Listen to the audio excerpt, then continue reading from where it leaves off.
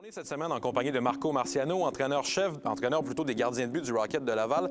Marco, d'abord, tu es un de ceux qui était avec les Bulldogs d'Hamilton en 2013, qui est passé par les Ice Caps à Saint-John et qui est maintenant avec le Rocket.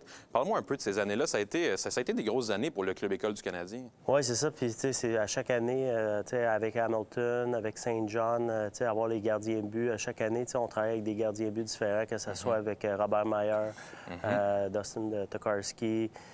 Par la suite, on a eu Mike Condon qui a monté avec le Canadien. Puis là, par la suite, tu sais, c'est les jeunes qui poussent. On a eu Zach Ficali. Après ça, Charlie Lindgren. Il y a eu un bon roulement quand même depuis 2013 au niveau des gardiens du club école. Mais c'est ça, c'est mon travail de travailler avec Stéphane Waite, puis aussi Vincent Riendo, travailler les trois ensemble pour le développement des gardiens de but, puis aussi faire un suivi avec les gars qui sont, même s'ils ne sont pas avec nous autres, de continuer à travailler avec eux autres durant la saison d'été ou l'hiver, faire un suivi, que ce soit avec Aiden Primo ou d'autres gardiens de but.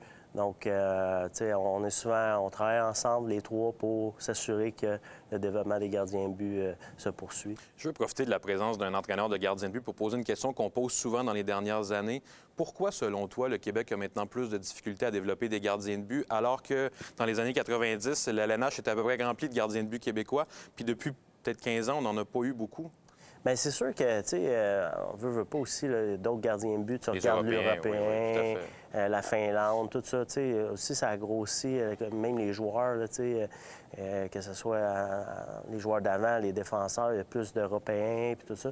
Mais l'important aussi, c'est de dire, regarde, on a les Québécois qu'on a en ce moment, tu sais, veut pas, ils sont encore jeunes, ils montent, tu sais, ils ont des bonnes... il faut qu'ils fassent bien. Tu regardes des gars comme Jonathan Bernier, tu regardes comme Marc-André Fleury, Corey Crawford. Tu sais, c'est tous des gars que... Tu sais, l'important, je trouve qu'aujourd'hui, oui, on a de moins en moins de Québécois, mais aussi, tu sais, c'est une job où que c'est difficile aujourd'hui. Les Européens sont... Maintenant, ils s'entraînent, sont vraiment athlétiques, puis tout ça. Ils arrivent aussi des fois un petit peu plus vieux. Ça reste qu'il y a deux places au bout du compte dans une équipe. C'est pas facile tout le temps de se rendre. C'est ça, puis en même temps, tout le monde s'améliore dans chaque pays. Donc, la compétition, c'est sûr que, tu sais, avant, on était comme, il y avait juste le Québec. Ouais. Mais là, tous les pays se sont ajustés aussi en regardant les Patrick Roy, les Martin Brodeur, voir les différents styles.